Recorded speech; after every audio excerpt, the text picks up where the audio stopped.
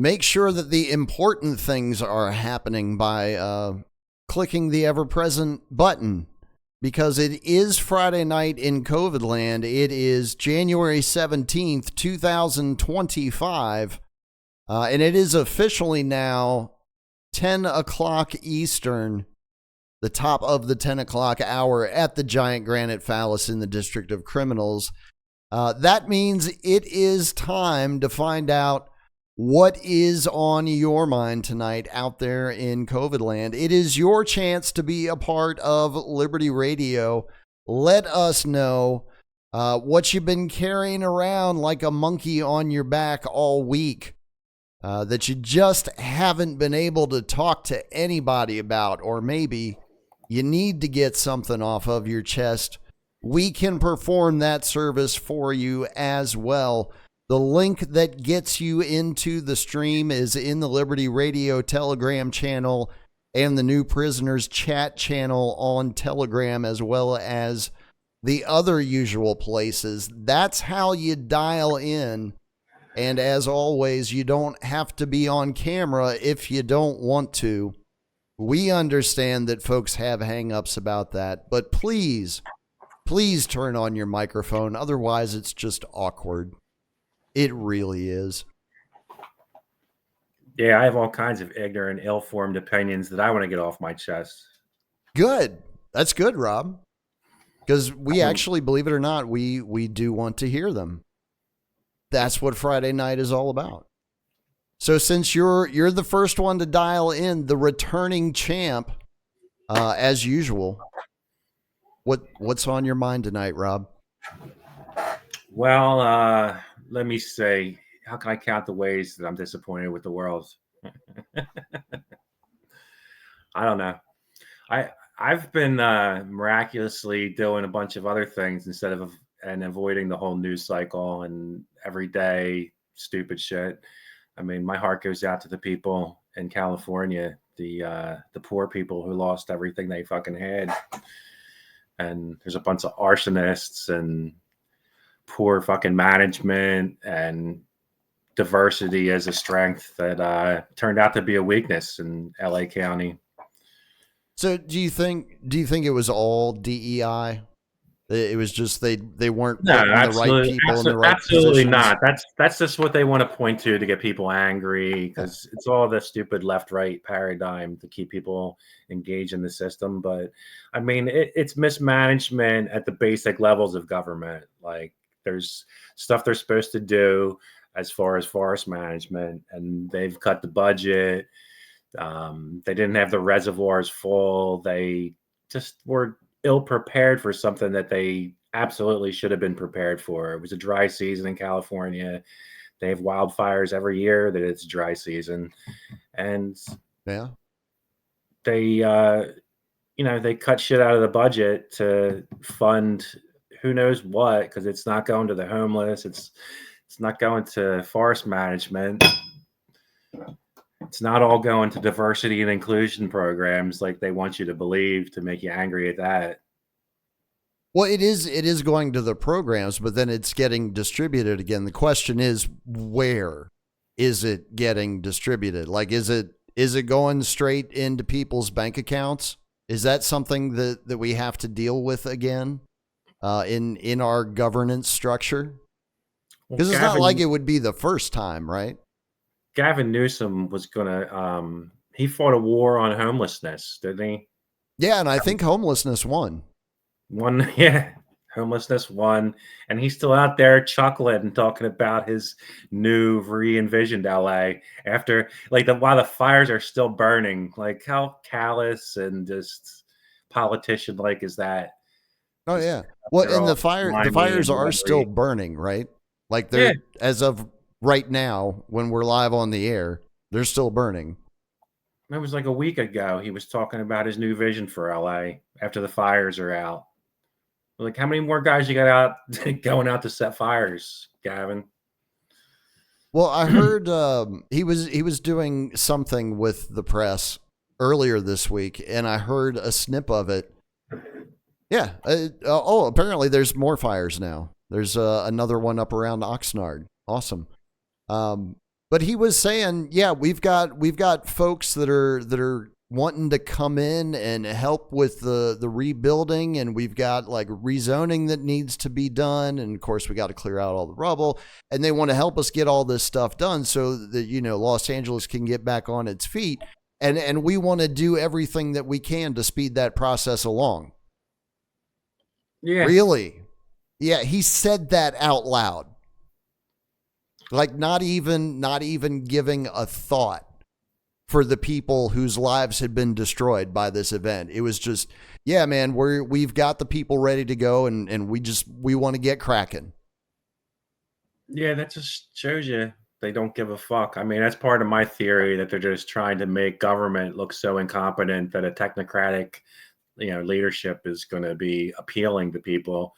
Oh, we're going to get the scientists and doctors and engineers all to decide what to do. Yeah. And program it all into AI, and this supposed unbiased AI is going to tell us all what to do. Don't worry. I mean, it is, if I remember correctly, and I don't even remember if I posted it in the Telegram channel or not, but there was somebody associated with the World Economic Forum was talking about AI governance being a main focus at the event in Davos next week. Yeah, well, AI, they've already determined who the winners are going to be. The government isn't going to let me or you to create our own artificial intelligence. Like, and their stuff, artificial intelligence is all just a fancy term for high processing power of I think machine learning. honestly, I think that is the function of the Patent and Trade Office, because I think they will let us do all the tinkering that we want to do. But if we actually come up with something better and try to go through the system and do the process that we're told we're supposed to do in order to, register ownership of this idea, this product, this process, whatever it is, that's when they get you. They're like, didn't they take you into the room, and you've got like a lawyer there and probably a couple other heavy guys, just staring at you that look mean, and they lay it all out, and they're like, look, it can go two ways. I think that's how it works. Well, I saw something on this guy who had this invention that supposedly you inputted a little bit of energy, and once it got moving, it outputted more energy than you were inputting. So basically a perpetual motion after a little bit of input energy. And he had all these different engineers test it, independently, and verify that they were getting more output than the input.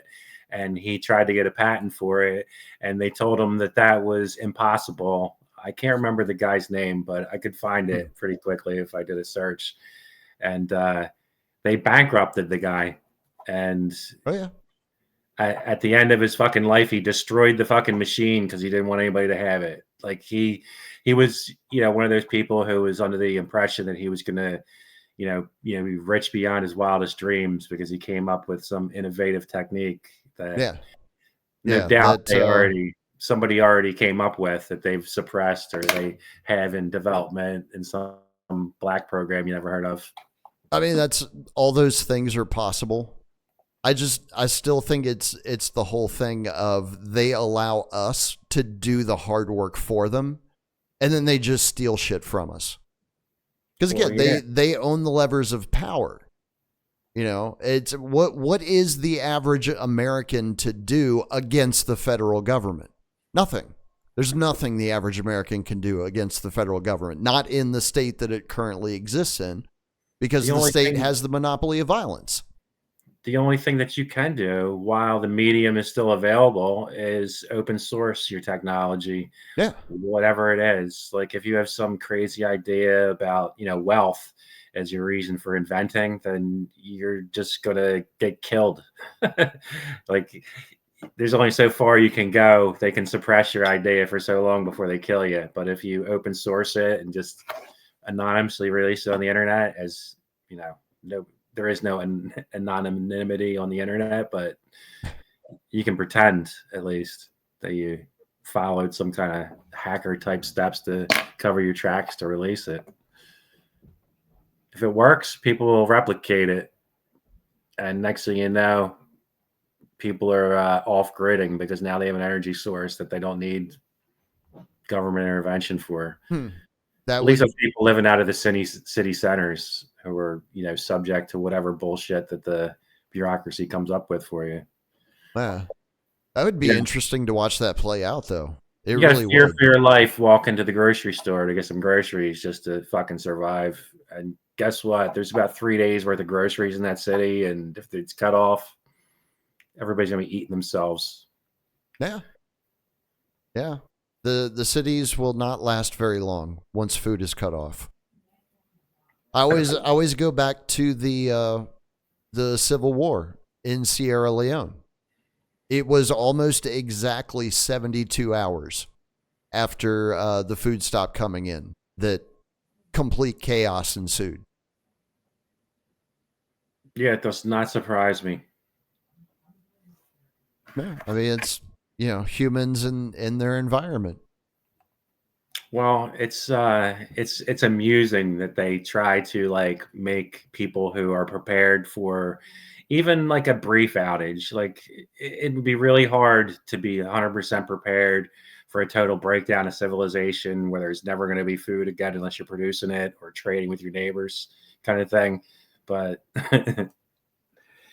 they have tried to make the whole idea of being prepared for, say, your electricity goes out for a week or two as some kind of, they try to equate it with the conspiracy theorists, lunatic crazies. But there's so many things that could go wrong. There could be a piece of space rock or a solar flare or, pole flip of the earth or fucking volcanoes blowing up.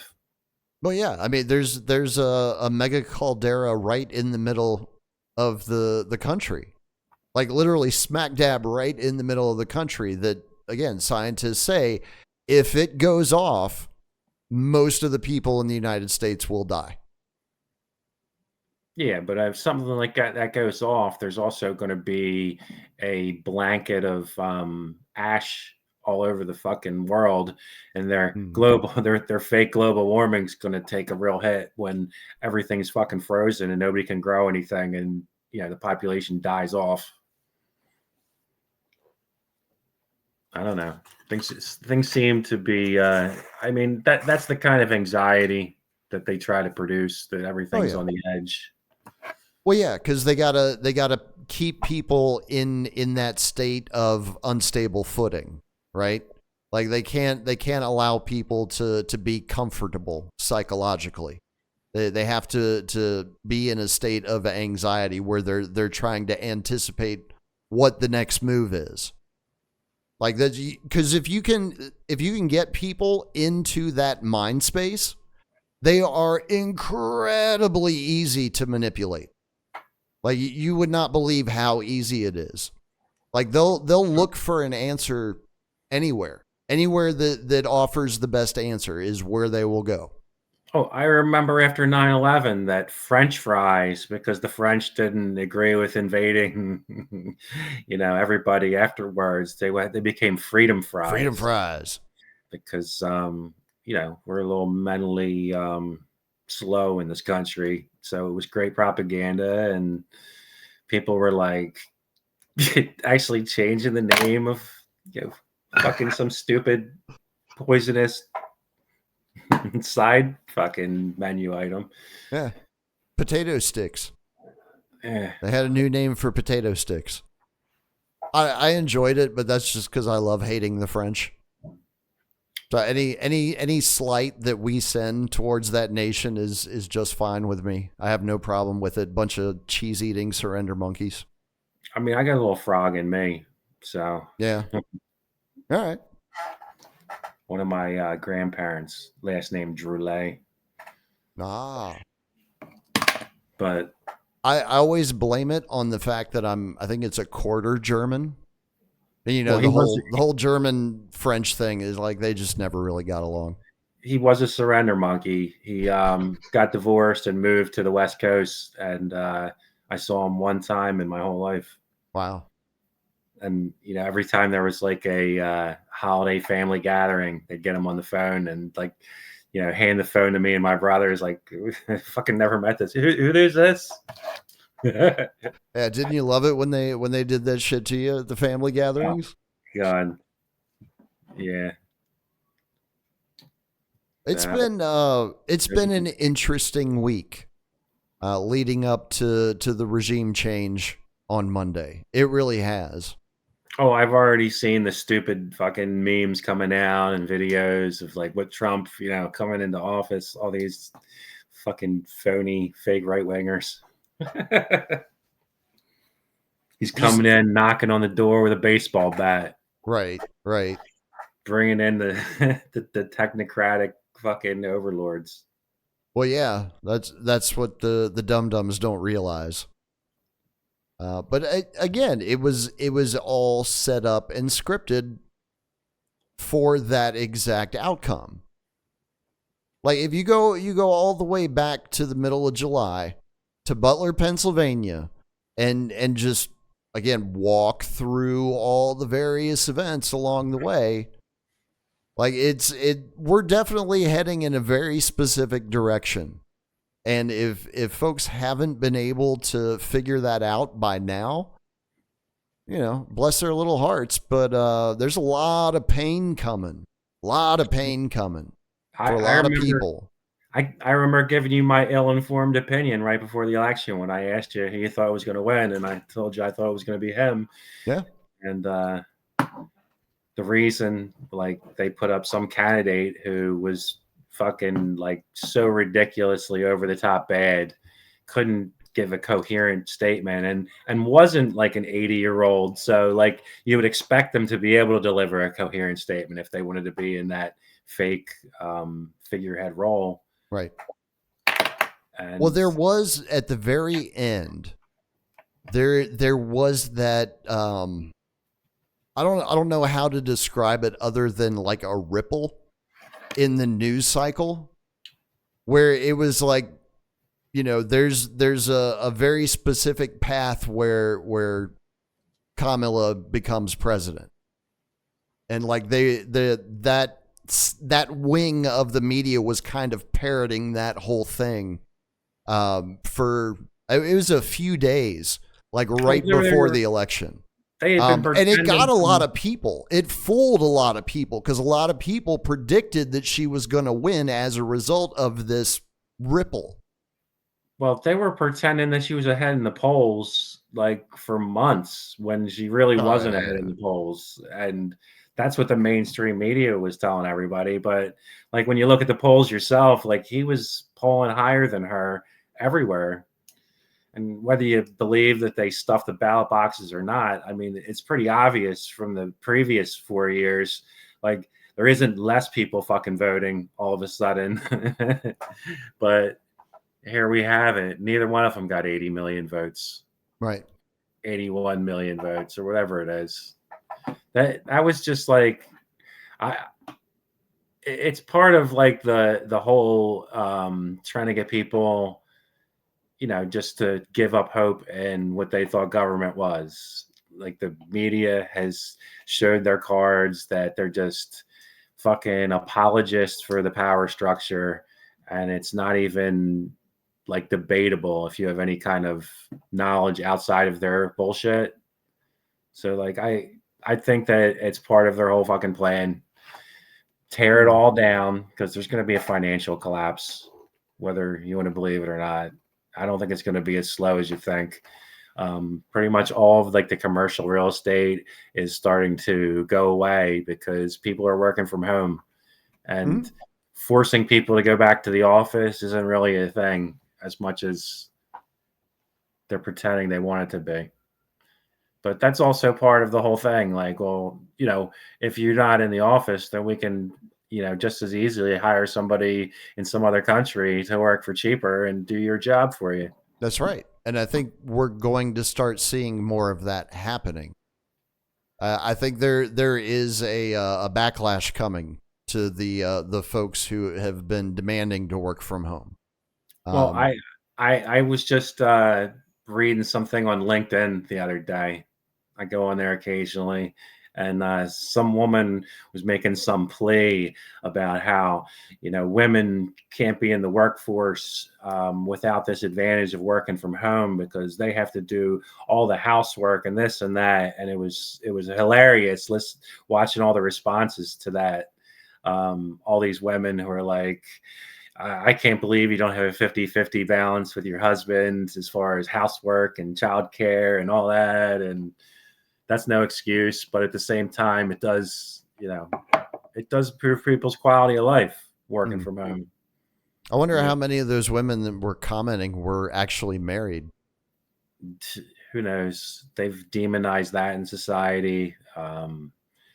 They've tried to ramp up every narcissistic tendency of society and make it all about you, and you have no time for kids or family, and you want to be a good fucking person and do what the government tells you to do. That's the programming, I guess. Yeah, well, it's the model sociopath is what it is. Because what ends up happening is if they can actually get the masses to conform to that archetype, then the government's sitting pretty, because the people are always going to sabotage each other, which is just going to make everything easier for the state. Well, when you can somehow fucking get people behind a genocide in your name because you're paying for it, that's like some world-class propaganda. Like an incursion across somebody's border where some hostages were taken in one day, and to murder tens of thousands of people in the name of those, hundreds of hostages, and try to pretend like you're the good guy, and the people who started it, that, underlying, they were all funded by us and set up by us as a counterbalance to the current power structure in that community. But if you could forget all that. Are you saying that we've used Israel like an aircraft carrier in the Middle East, Rob? Is that what you're saying? I mean, that's what I heard RFK Jr. say once. Yeah. I don't believe what he said. Like, I don't see that the Arabs are a threat to us. As long as we're not trying to take control of their fucking governments, what beef do they have with us? Well, I mean, other than the, last 100 years that we spent just raping their countries of all the natural resources. But yeah. Well, if they want to wipe the slate clean, that's good. We can do that too. If you put all that aside and just go by like current fucking standards, like just let the people do what they're gonna do. I don't think that they're ever gonna let people advance. They don't want technology to advance to the point that they don't have control of it. I think when they put the internet out, they kind of lost control in the early stages, because I think they didn't have the technology that they thought they had, because there was all kinds of information getting out that was definitely damaging to the power structure. And it was available to a whole lot more people. Most of the information was only available in books. And like, how would you know what books to even fucking buy unless somebody told you? Right.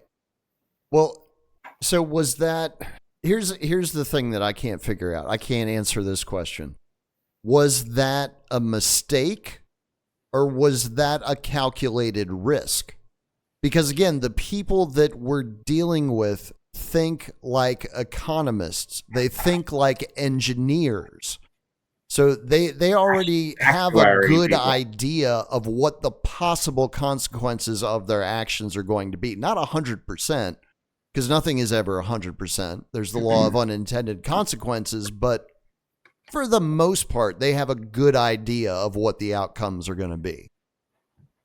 Well, my belief in the law of unintended consequences is that people finally just go yank those motherfuckers who are wasting all our money and killing in our name, just drag them out into the fucking streets and hang them. But allegedly, China tried.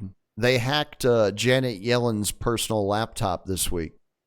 Did they? Yeah, MSNBC was all up in arms about it. I'm sure that wasn't hard. They probably just sent her a fucking email talking about her Amazon shipment, and she clicked on it and followed Yeah, the link. or like gave her an offer for those bomb ass mushrooms that she had last time she was over there. You know, you Yeah. know how Janet likes the psychedelics. What the fuck was that whole psyop about? Like our Treasury Secretary is over there Tripping balls in the Orient. with some communists Yeah, trying to, or trying I, to. I mean, it's been my theory that we've been transitioning to the Chinese type of communism, and there'll still be the rich people and the celebrities and the politicians who are the larger than life figures that they show to all the fucking plebes. But well, you that know, would actually make sense because again, when the Soviet Union collapsed, that the dialectic collapsed along with it. You know, in order to keep moving this thing along, you have to have that other polar opposite. yeah. So, yeah, Soviet Union goes away, but that's just about the time that China was ready to step in and take its place. A little bit different, not exactly the same, but similar enough that it would do the job. And Well, it actually changes the course of the dialectic in the process. well, the means of achieving the rule of that society was achieved the same way, but the way to break it down to the citizens was different. I mean, they Well, killed all the sparrows. They killed China all the sparrows. incorporated more aspects of capitalism than what the Soviet Union did.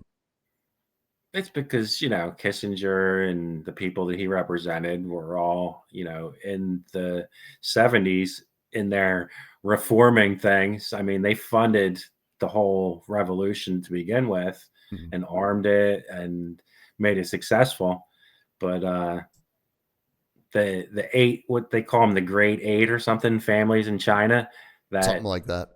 they were the ones who brought all that to China through the Wall Street bankers and set it all up. But it wasn't until Kissinger went over there and got things modeled under Nixon.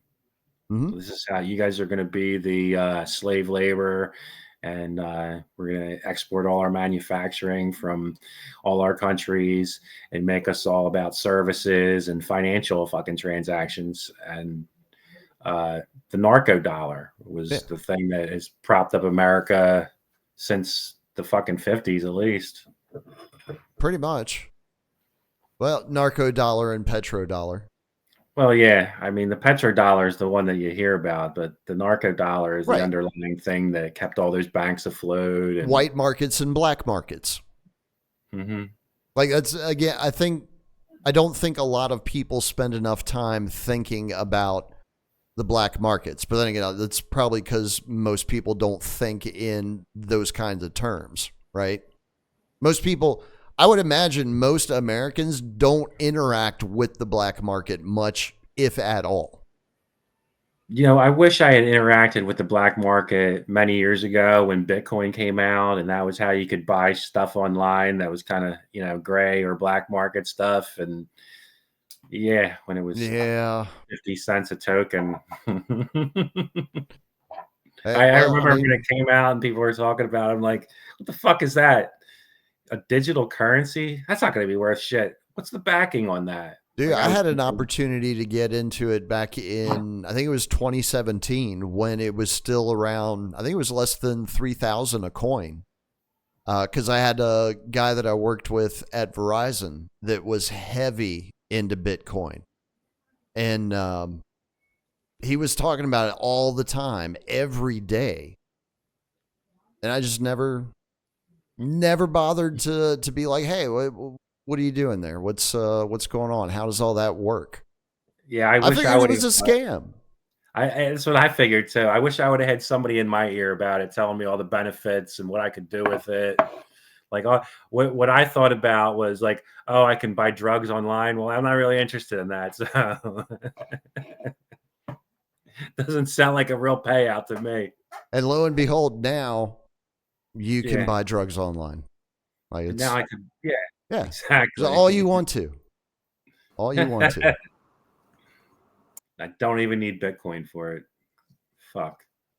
Not anymore. I still Not don't need to buy anymore. drugs. I still don't want to buy drugs online. So, man, I wish somebody had given me a better selling point. Well, Bat Vibes and RBL have joined the conversation. What's on your Hello, mind tonight, fellas? There we go. Hey, Blam. wow, Beardo.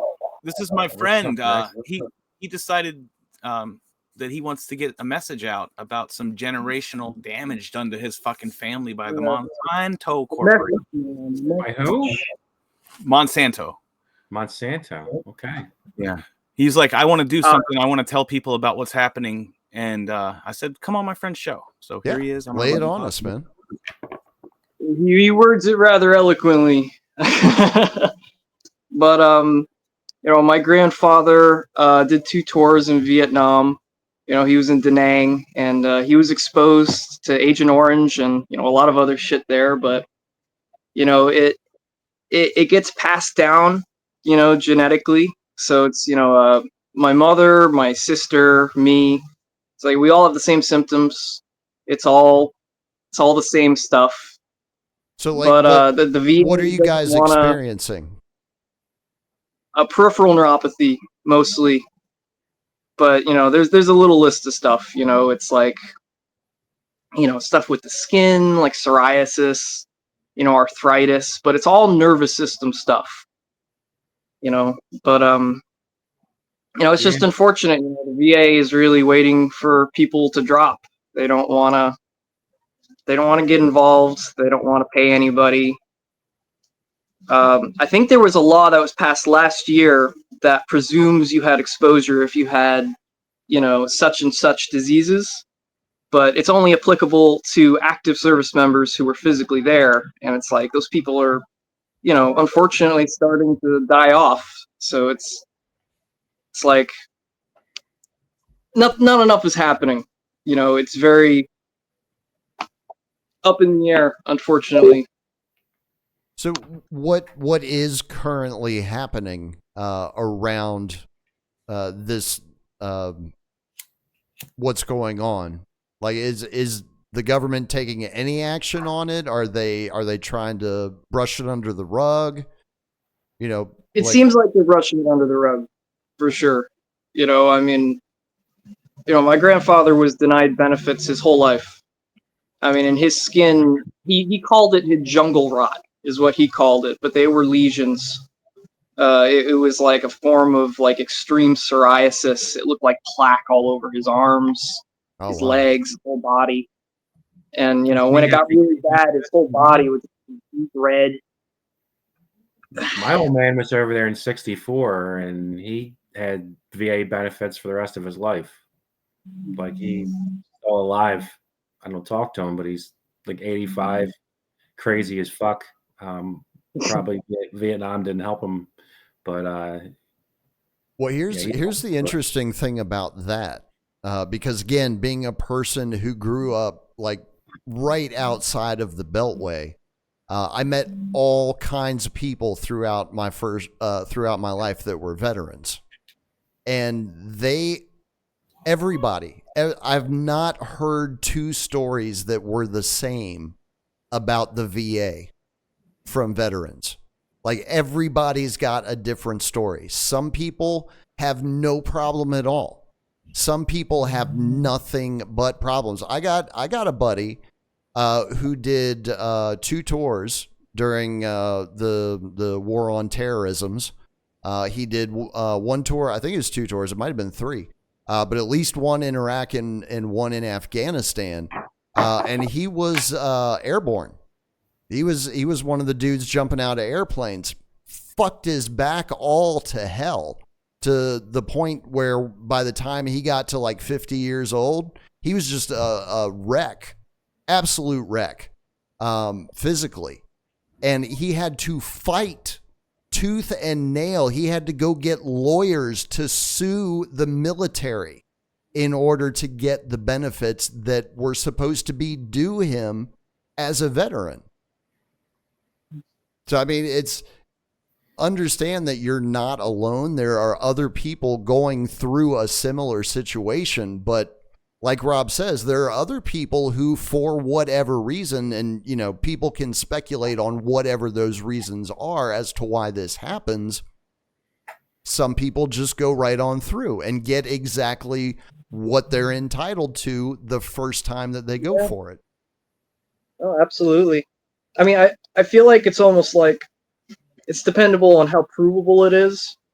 Because at least with Agent Orange, Monsanto, I think, paid $180 million settlement to, I don't know if it was the class action lawsuit or directly to the government to remove themselves of liability.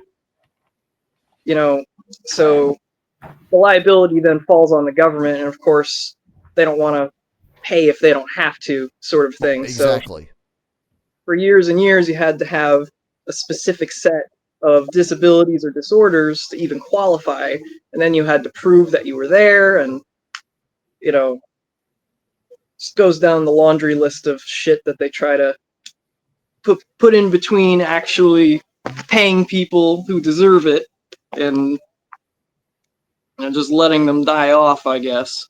Right. So But the family members that are having the neuropathy issues, were these members of the family that were born after he returned from service? yeah. So it would seem so, to point to there being a clear genetic link then, but to I these got effects. tested. I had genetic testing done. They had me spit in a little vial. I've got like the string of code of the mutation that I have. Apparently, it's in my atlas loop, so it's technically spina bifida, but it's on my spine, on my C1, and it's basically causing all my issues. Just everything down the line is just that. The neuropathy, just I have gastroparesis, but that's just part of it. It's like, and I've talked to a lot of other people who, have these same symptoms as me, and they all have family members who were exposed, and some of them were exposed in Panama, some of them were exposed in Korea, some of them were exposed in storage facilities, and they're in a bunch of states. It's all kinds of fun going on out there. To die so they could talk about it. It's just ridiculous. Well, they like to, test on human subjects all the time with their newest thing, so nothing is surprising. I thought you were going to say, Drizzle, that your homeboy got the anthrax jabs and got all fucked up from that. He did get the anthrax jabs. But when you said the guy broke his back parachuting with gear, I know a guy that broke his back just carrying the gear around. Really? Yeah. Wow. Fucked his back up just carrying the fucking heavy ass gear around, running around trying to be Superman Rambo. Now, my friend was a tank operator. He's a power lifter, big burly gentleman. And I mean, he, like I said, by the time he got to the age of 50, he was in real bad shape. I'm sure he probably still is if he's alive. I don't know. I haven't had any communication with him in like a couple of years at least. I know he got at least one COVID jab, probably a second one, because they forced it on him. Government forced it on him. Like they came to his office in the Pentagon with the fucking vial and the syringe. That's the account that was given to me. That's probably how I should phrase that, is they literally came to his office to administer the shot. Well, and I was like, wow. Has he had health problems? My stepfather was fortunate. He works at a hospital, and they basically told everyone there, it's like, you take this or you're gone. Yeah. And he ended up having a stroke. And I was in the room. He was scary as shit. He turned beet red. luckily nothing happened. That I've never been a conformist, because when before they even fucking said there was going to be a vaccine, I was saying to people that I know, they're going to come with some fucking vaccine and they're going to try to force it on people, and they're like, oh no, they're not. Fuck you, that's stupid. And then when it happened, I was like, okay, so I'm not going to take this vaccine. So, dude, they did the exact same thing in 1918, like the exact same thing. It's hard as hell to actually find any real media from back at that time, but if you can find it and it's out there, it does exist. Like, they were doing the same thing. Masks, rushed vaccines, all the same shit. Spanish flu. Yeah. Well, they did. I mean, they did it back in like the freaking 18th century for smallpox. Like, they started taking cowpox and fucking cutting people open and sticking the spores on them. Right. It's almost like since the time of the bubonic plague, they've just been like cycling through this thing every so often. Well, I don't know. With Fauci having participated more than once, which is crazy. Yeah. I didn't know RBL was a robot. And I'm not sure I can trust anything he says from now on after hearing him talk in that robot voice. That's just West Virginia. Hey, I'm not the one with friends in the Pentagon, buddy. I guess actually by now he might be retired, because he didn't have too much longer to go. I mean, if he got in young and he's like hit his 20, he got in young, yeah. Well, I mean, and he moved up because, he was a hard worker. He was a loyal person and a hard worker, which is exactly what the military wants. So not everybody's in on the stupid shit. There's people that got to do the basic shit every fucking day, regardless of what the overall direction that they're not even realizing they're pushing in is going. Yeah. I've been in the military, and it's very structured and stupid, and a lot of people who are afraid of the outside world, and they, after they've been in there for a few years and get married and have kids, they'll never make that much money on the outside world, is what they tell you when you're in there, because they're, trying to keep people in for life. Yeah. Which is crazy, man, because I know he was making good money at Verizon when we were both working there together. I saw his numbers. I knew what he was selling. I know what kind of money he was making. And he was like, it's not enough. I'm like, God damn, dude. Like, you're making more than I am, and you're telling me that it's not enough. And I was making like $5,000 a month at the time. That was an average month. Yeah. It's never enough, man. And that's pre-COVID money. Yes, that was pre-COVID money. So it was actually it was more than what $5,000 is today. What I've found through my whole life is the more money I make, the more money I spend. So when you think you should have extra money because you make a bunch more money, it's not always the case. And that's probably the case with most people. And there's a lot of people just living above their means also. As a poor kid growing up, I could never stop thinking about really inexpensive things that would make me so happy. And then once I start working to earn a paycheck, I can't think of anything to spend it on. Those things have gone. They've fleeted away. They're fucking gone. Anybody else? Anybody else? Well, yeah, but do you remember RBL back when we were kids? And the commercials would come on. That's exactly the commercials during like G.I. Joe and Transformers and all that shit. It was always kids happy playing with toys. Well, you just wanted to be happy, so you wanted all this. You guys are talking about back before that time that the male drive to get yourself women interrupted all your dreams and fucking hopes and all that shit. That's right. That's right. Back when you were innocent and you were like, fucking the world. They were programming us back then. Yeah, like trying to be like a little scientist. And that stuff you like. You got all those records. I mean, it's all a matter of woman, really.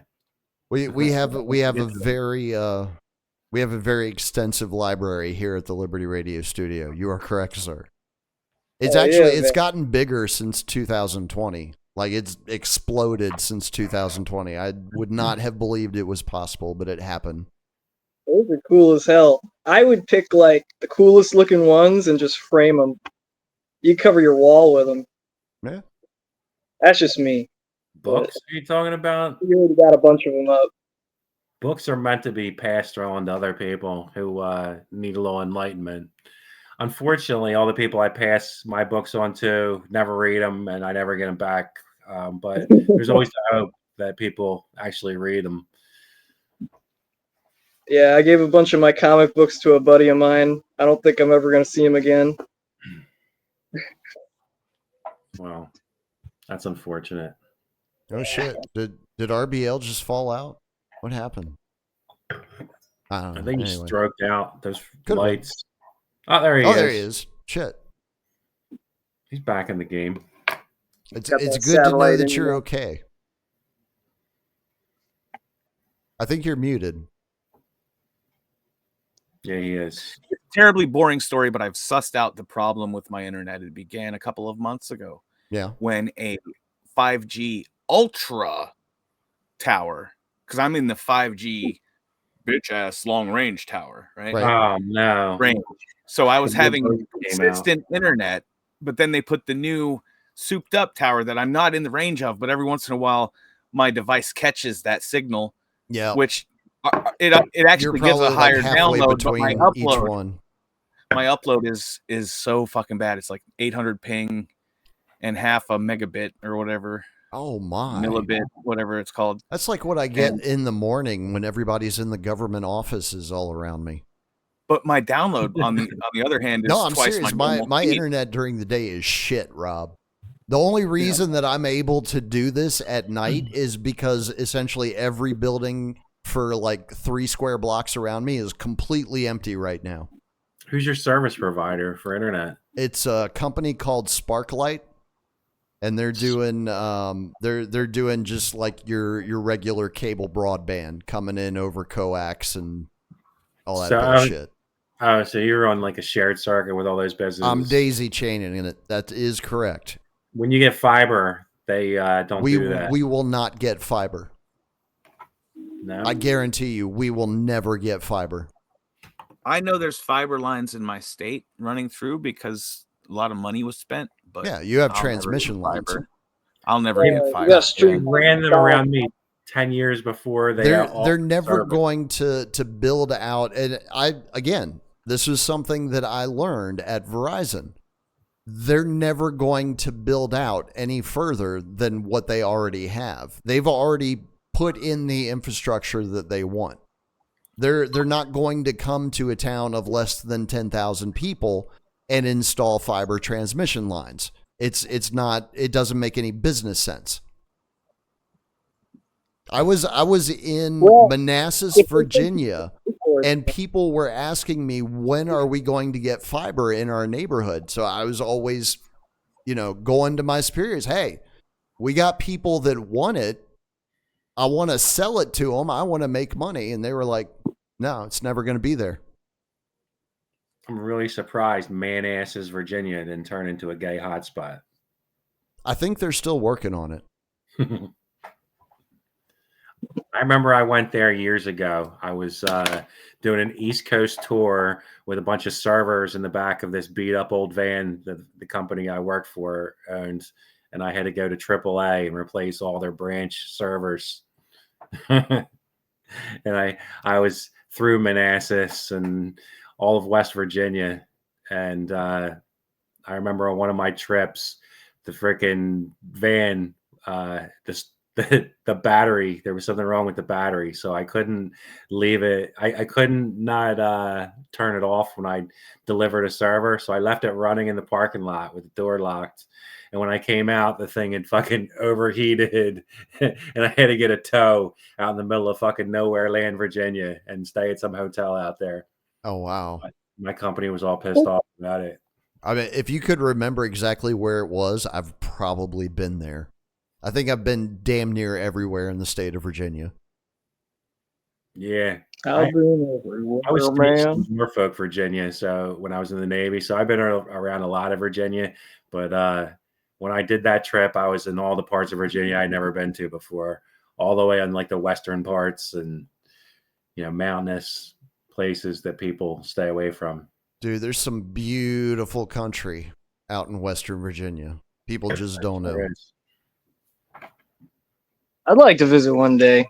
There's some cool like waterfalls and stuff. Oh yeah, old coal mines. dude. There's all kinds of natural rock formations. It's dude. Skyline Drive by itself is just breathtaking. Absolutely breathtaking. What are you doing? Once you get out into some of those areas that are away from the city light, you never see so many stars in your fucking life. It's amazing. Ow. Yeah, dude, I would love to see some like no light pollution sky. Like, I'm from Florida. It's actually pretty hard to see down here. One time in my life, I saw the color of the Milky Way with my naked eye, and it was in the middle of fucking nowhere. I saw it in the desert. No light pollution, and it was a clear night, and it was a blessing. I saw it one night up in Maine. It was awesome. Yeah. Up in like I've been to Maine. Maine's beautiful. Maine is beautiful. I have a couple friends in Maine. I talked to. What do you guys think about the Gulf of America? I think it's actually more appropriate than the Gulf of Mexico. It really fucking is. I agree. America is right. I mean, and I say that as a part Mexican. So part Mexican. I get to claim it. I was a resident of Mexico, not legally, but I lived there. It's a good thing you got out before they chase you out, right? I think they did chase me out. I still think that's what happened.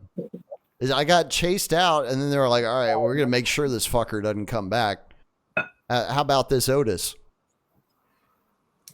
Well, you told me you didn't even have a passport. You just drove across the border, and that's correct. That's correct. I used my driver's license to get back into the country. Really? I think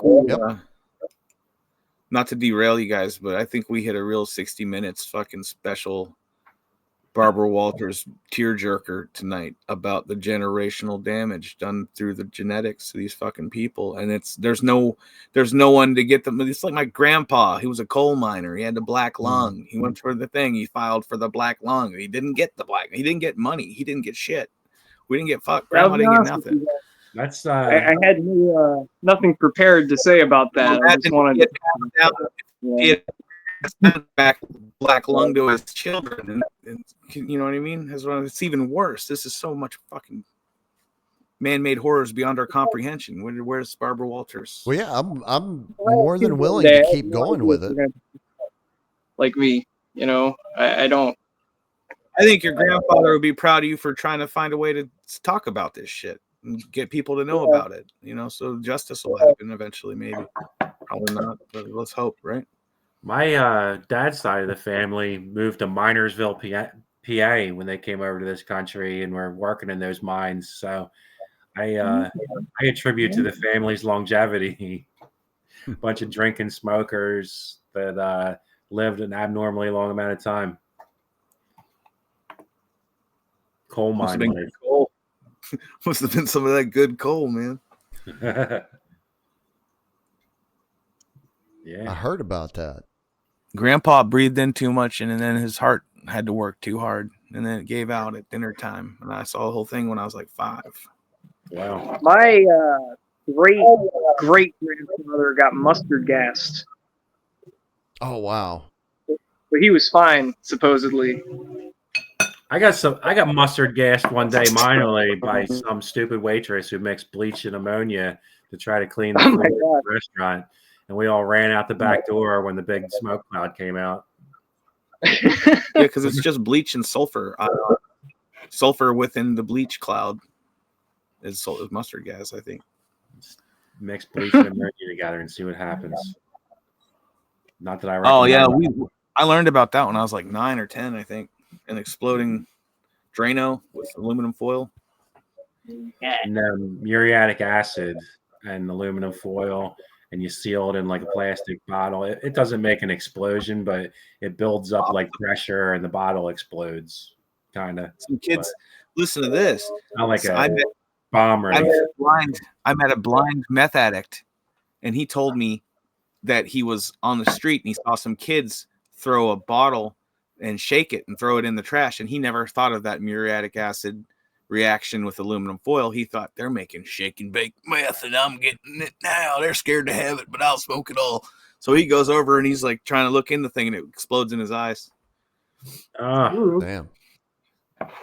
So is he still a meth addict? I mean, I'd like to hear his story of I think he's now more of a opiate and alcohol man, and he has he gets like rent and money.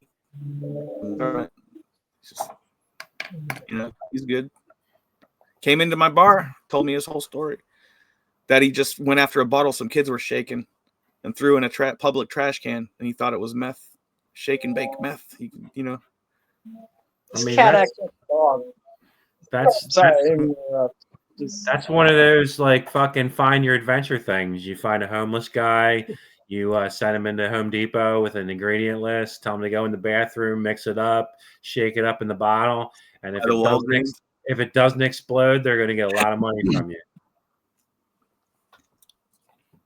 Yeah, sorry I had to bring that up. That sounds like a challenge. That was such a crazy story. I would have a hard time turning that down. I would. I mean, I don't want to start any TikTok challenges in my name.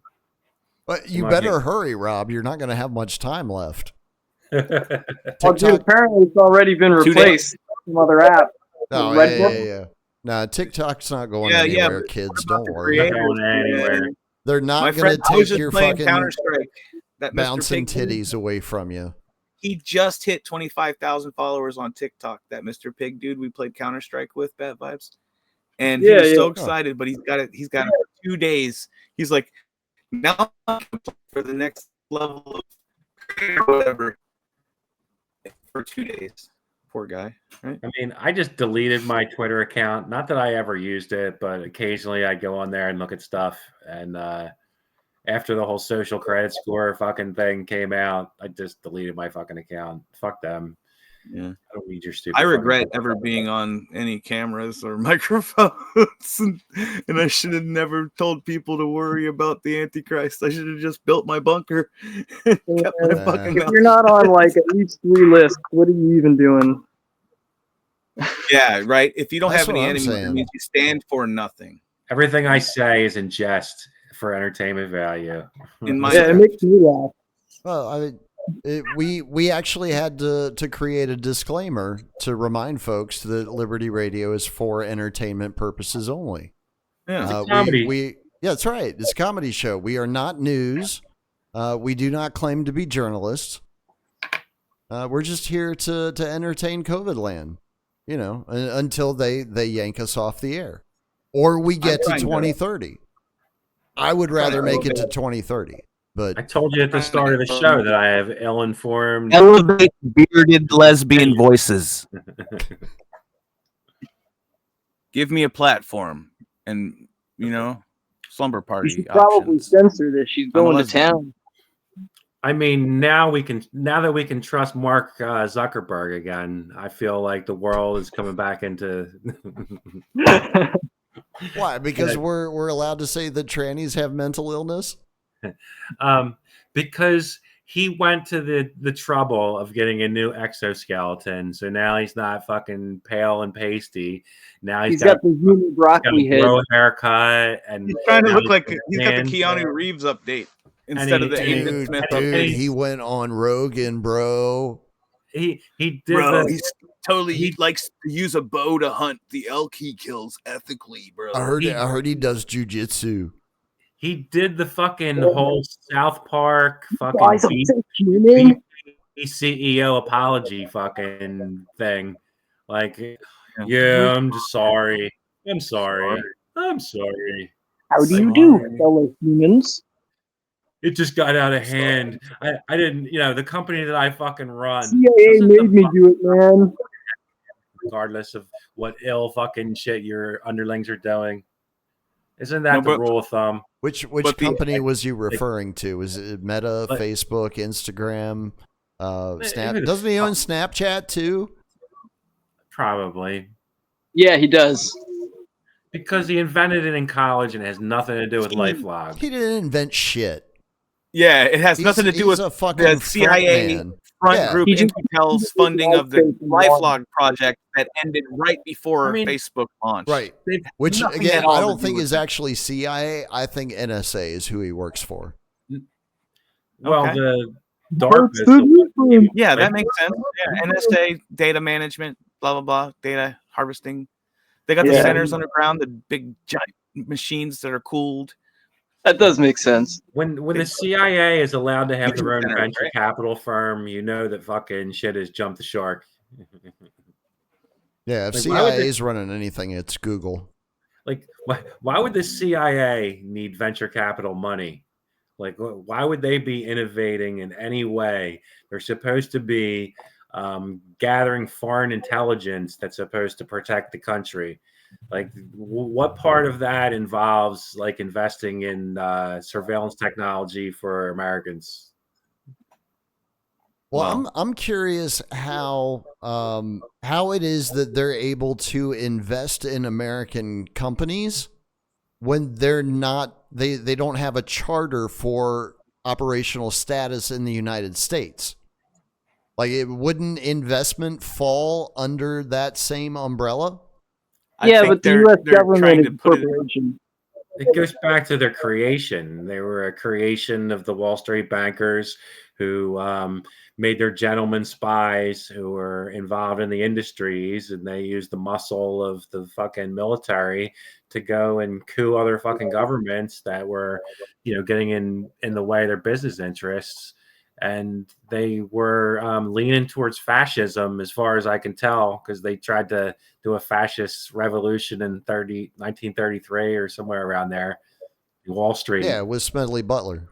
Yeah, which he turned down and told the world about. But that was prevalent in all the fucking Western governments. Like, England had a fascist movement. Like, every one of those countries had it was the style at the time. You are correct, Rob. It sure was. And which was the style today. Well, it's because Mussolini was doing it, and the Italians, they got all that swagger. Everybody wants to be like them. No, we don't have cisgender male patriarchs doing that shit anymore. Nowadays, it's where the fuck did that word even come from? Cisgender. I heard that for the first time like a few years ago. I mean, I'm going to say a whole bunch of kids and called it research. I'm going to be much happier when a transgender, multiracial little person has their boot on my fucking head instead of, fucking Whitey. Yeah. A lot better to me. Like those guys in the Middle East are getting bombed with autographed, and they have a pride flag on the drone. I want the jackboots that come for me to be transsexual Thai midgets. We all have our preferences, so good for you. Drizzle, that's something you don't share on air. I'm trying to put it out to the universe. Okay. Yeah. All right. I like this is manifestation, RBL. Make it happen. That's right. Out there in the what are they? Thai tranny midgets? That's right. You know them, viewers. Get them involved. Let's make history. I mean, my fear of that whole situation is your Thai tranny midgets are going to have a beef with the ladyboys, and they're going to spill a lot of blood, and you're not going to have any kind of fun at all because I mean, I might be taking bets on the fight. Well, the ones who are left are just the superior ones. But I think trannies, they could bro it out, There's enough men to go around, right, bro? Okay, yeah. As long as it's ethical, as long as it's not a rigged fucking fight, I'm in. Let's watch it. Women are more like the Highlander, those e-girls. those attention girls. They're like the Highlander. There can only be one of them. There can be all kinds of tranny Thai midgets.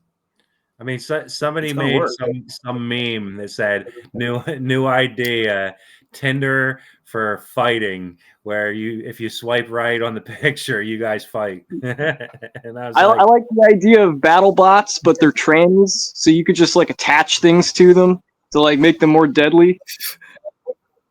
Oh yeah, he's really effective with that forehead dong. He clocked him a good one there. The saw blade between her teeth. Once we finally get to Cyberpunk 2077, I think that will probably be a thing. We're just not quite there yet. You know, I played that tabletop game in the 90s. It's like Dungeons and Dragons tabletop game, but Cyberpunk is based on like technological like implants stuff. It's based in the set in the future. Based off what's that? Not Blade Runner, but the one before Neuromancer. Yeah. Neuromancer, right? Necromancer.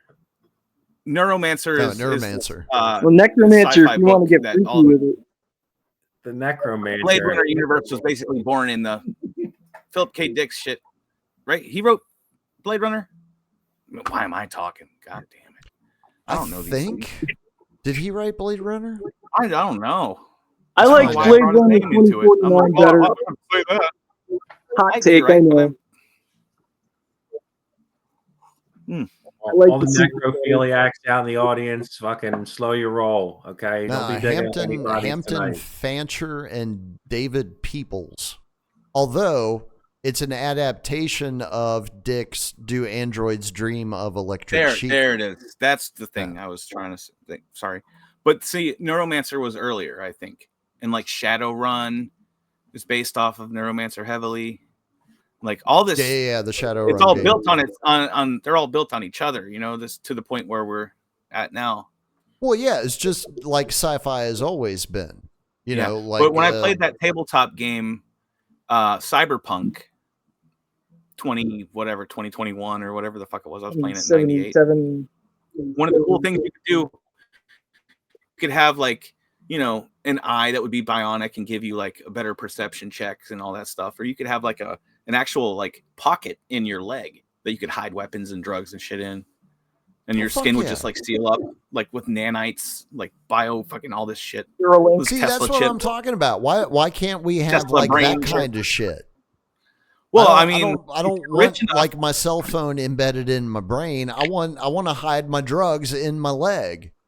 You know what sucks about it is it's going to be a two-way, and you're going to be receiving. No, it's going to be one way, and you're going to be receiving. It's not going to be two-way. It's going to be one way. No, but basically you're going to get ads in your fucking dreams. You're going to have like.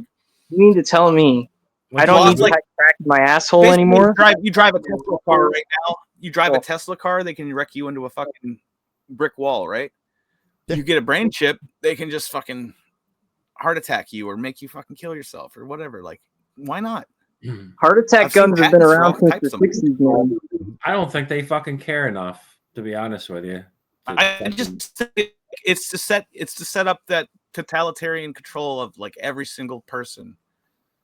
Like, and to the point where here's fucking stupid. And at what point does it get to where it's like Bill Gates is part of it? Bill Gates wants to issue money based off of tracking your body, tracking your movement, and giving you bioenergy, generating digital currency. They have a patent on it. Microsoft does. And they want to control you to the point of like what you do every day to get or lose this digital currency in the future. I won't lose hope until they finally find a way to convince people that guns are bad.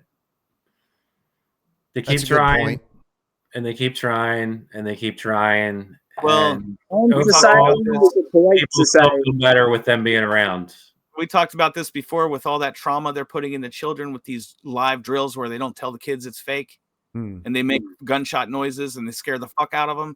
They're gonna vote for guns to be taken away because they're being like MK Ultra to do so.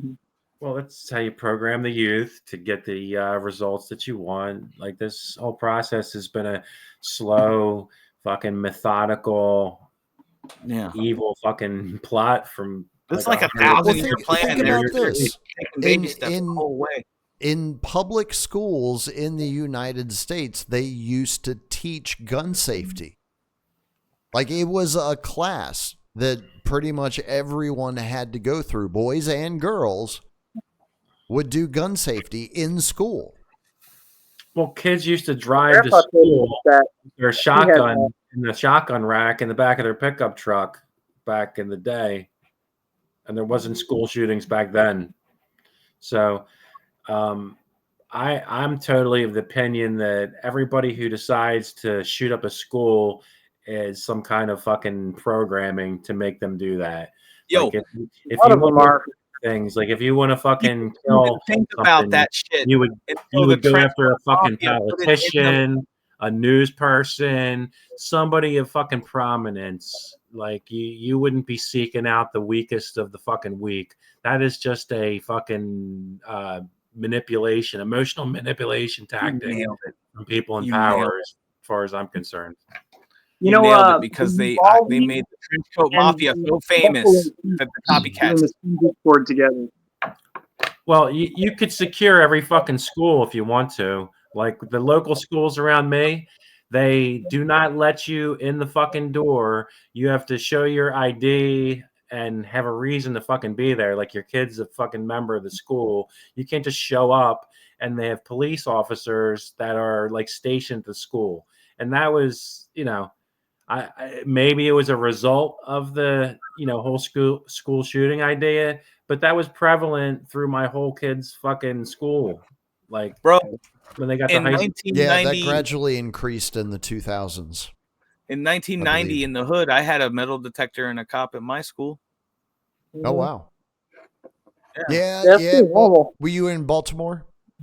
Baltimore, yeah. Yeah, that makes sense. In the 90s, It's one thing if it's a student at the school who's like bullied or something and decides they want to go get revenge. But when it's somebody who's not even in that fucking school who goes in and shoots up the school to like that's not something somebody's going to fucking do unless they're directed to fucking do it in some way. Right. No, I mean, they've been hell-bent on taking guns away from law-abiding citizens, and law-abiding citizens have never been the fucking problem until you start getting gun here. This is a gun-free zone. Yeah, they got the guns from their parents, but they were legally attained guns. So we need to do this and this and this to make it harder for people to get guns, and blah blah blah, whatever it is. Like, if you're an authoritarian and you want to, take away everybody's fucking rights, you're going to take away their ability to defend themselves. Because how many police are going to rush into houses when they keep getting fucking shot? Yeah, that's why they don't want us to have certain classes, long barrel, high caliber, because their body armor can defeat. If you're making up reasons to go take people's guns, eventually, no matter how fucking dumb your fucking force is, they're eventually going to get the fucking hint. Why do we keep going to fucking these people's houses and they're shooting at us? Because they're terrorists. Well, all of it is illegal according to the Second Amendment. Gun-free zones, classifications, all that shit.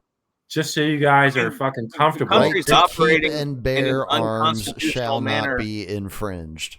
Basically, my entire life, the country's been operated unconstitutionally. Yeah. Christy Nome is trying to fucking work with the CIA before she's even been appointed as a Homeland Secretary to come in and figure out what is triggering people to be radicalized in this country. So, if this country went to war for the reasons it actually said, I refer to the CIA charter. Minority Report? You're all bad puppies to her. If this country was real, the American dream, how does she treat bad puppies, Rob? She's pretty hot. Truth, justice, the American way was real. I would have been like I'll take a spanking. No, my parents told me about JFK. I don't think you'd like her fucking methods, Driz. She takes. Oh, that's right. Back. She kills dogs. She takes them out back like Old Yeller. Shoots them in the face. Yeah, like Dick Cheney. Dick Cheney with his lawyer. What kind of evil energy does that motherfucker have that he's still alive? He had 5 heart attacks. He has a mechanical heart now. Now he does. He's like Darth Vader, man. Yeah. Darth Cheney. He's never going to die. Darth Cheney will outlive us all. He's already implanted his consciousness into 7 clones. Probably. What if it's just Christian Bale and he's just gained a lot of weight? I mean, it's possible. It could be. He just replaced him for like a shitload of money. That movie was phenomenal. I don't know if you guys saw it.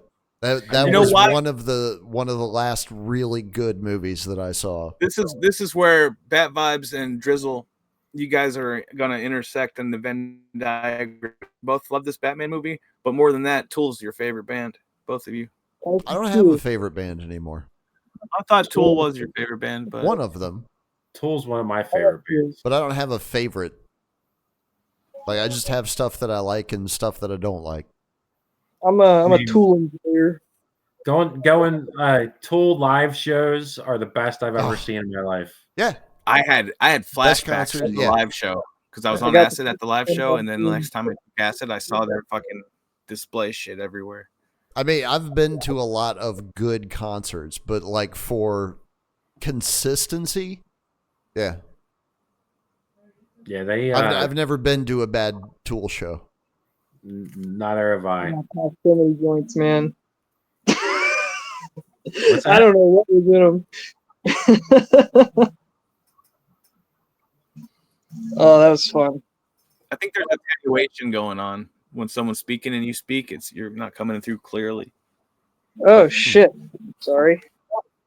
Now you. Is that better? A little closer. I mean, if you twirl your mustache a couple more times, it might be getting clearer.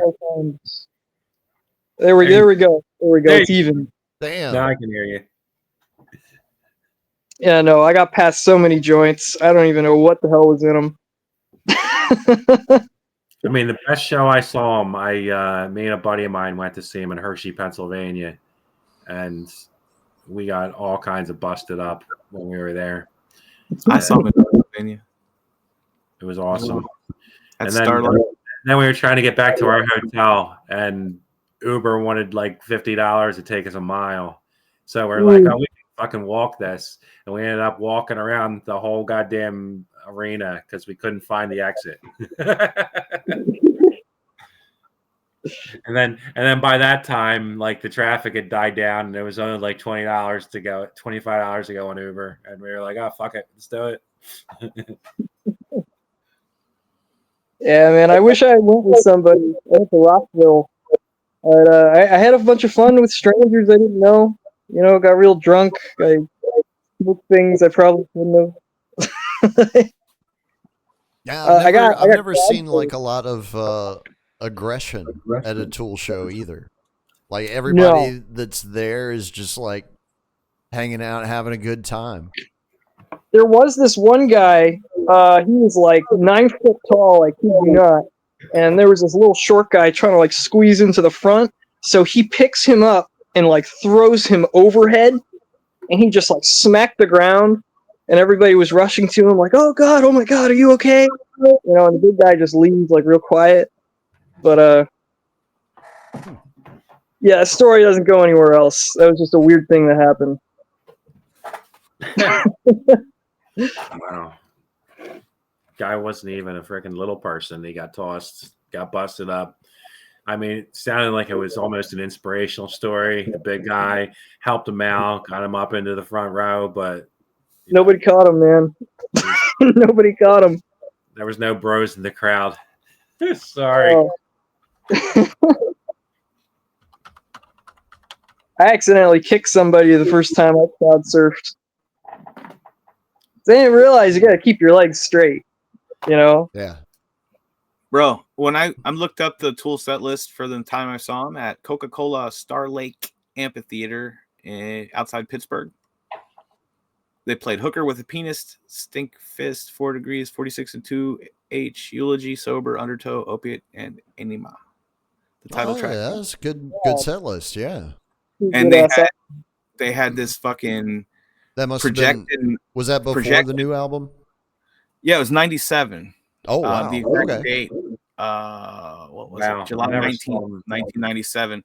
So they had this backdrop projector screen on the back, and it was like gears working each other all over the fucking place. And Maynard came out on like a little tricycle in a little girl's dress. And he just sticked around on the tricycle for a long time while the band would like tune up and everything.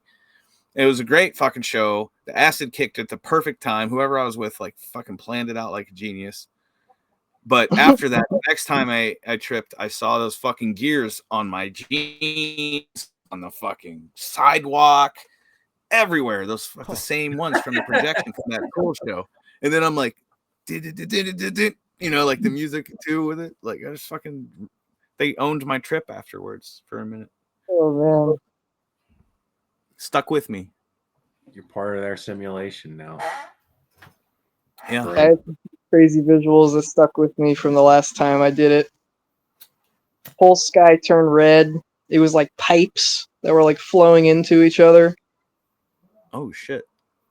I would love to like try to draw it, but it's just so crazy.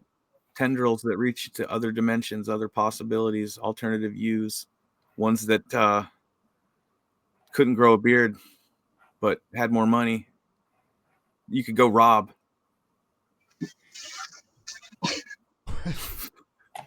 I don't know. Interdimensional cable. I was thinking back to the summer when I was tripping balls on mushrooms and the sky was on fire.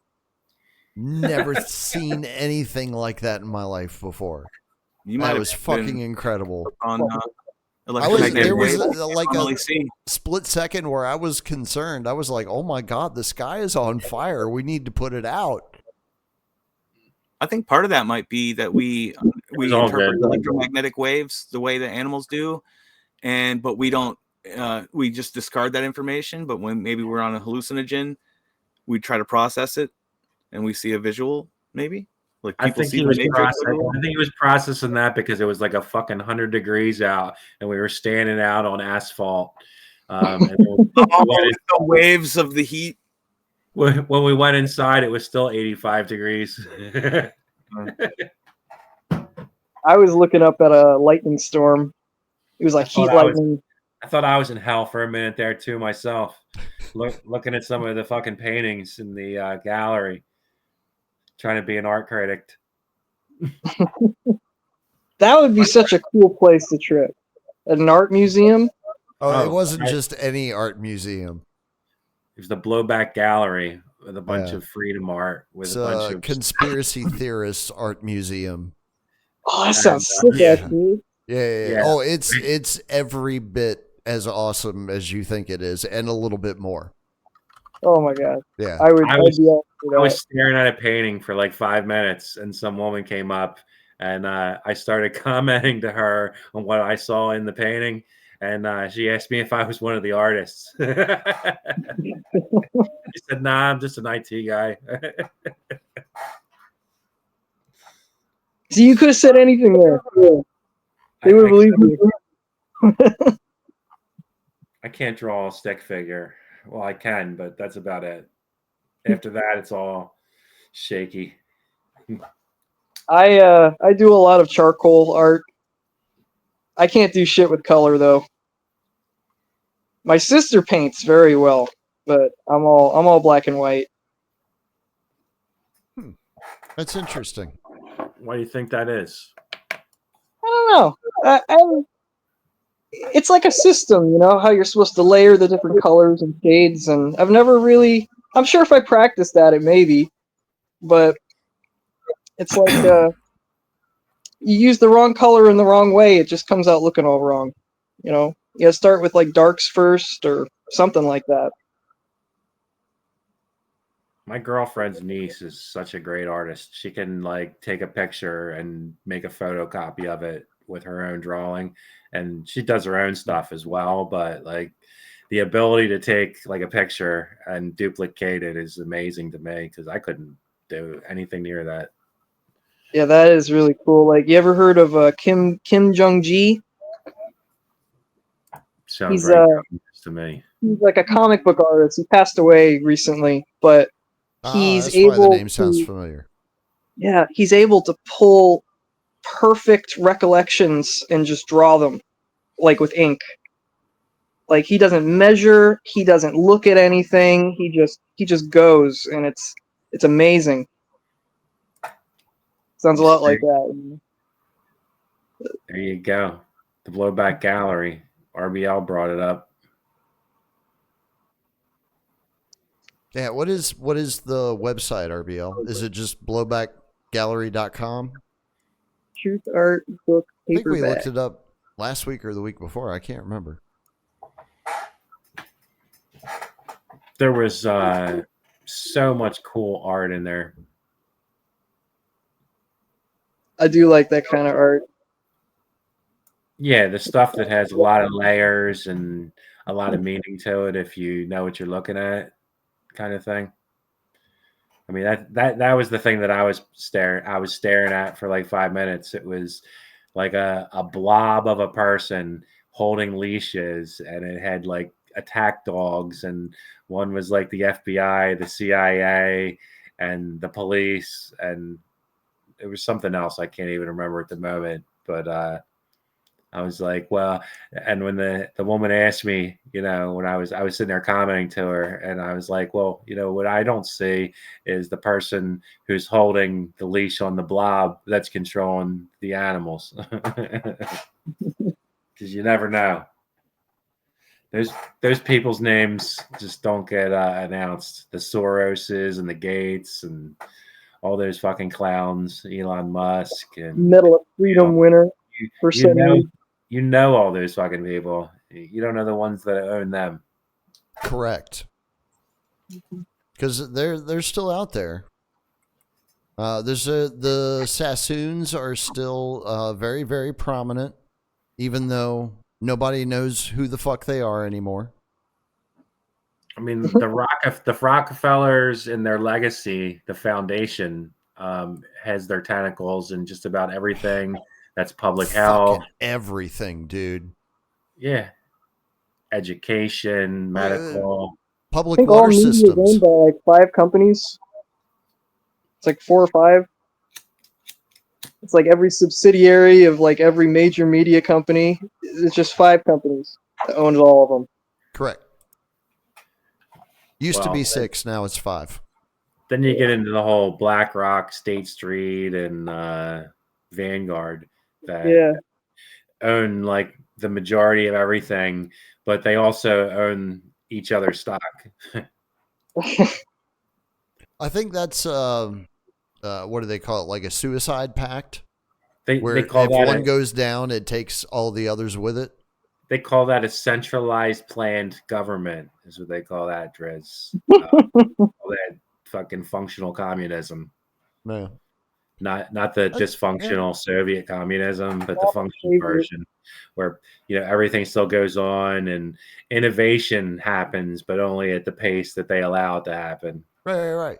It's the Chinese version, but it's got like 20% less MSG.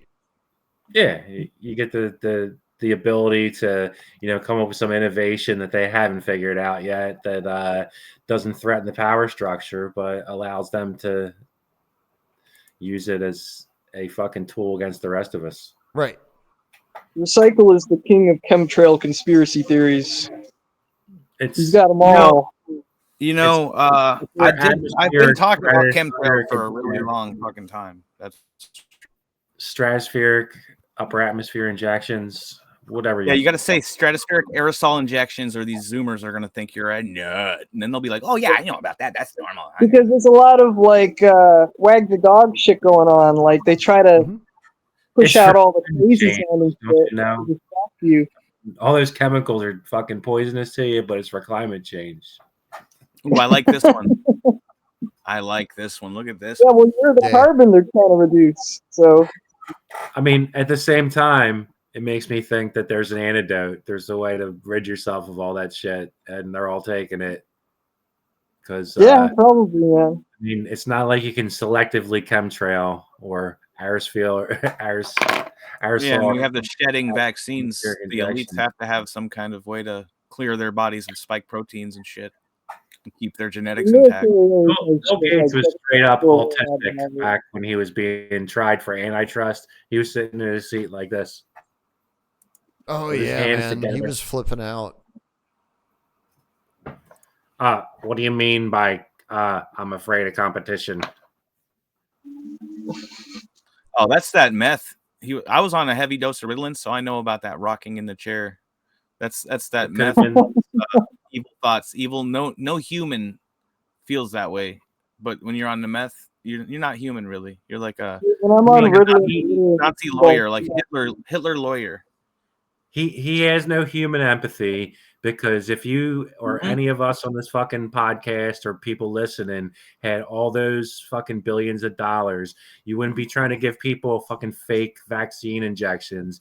You would be drilling wells and making sustainable fucking food crops and animal husbandry, and teaching people how to fucking build shit that is sustainable, not fucking giving them some fucking snake oil fucking poison that's going to make them not have any more children. Well, I mean, Elon has all that money, and he's chosen to build giant metal penises, and some of them explode.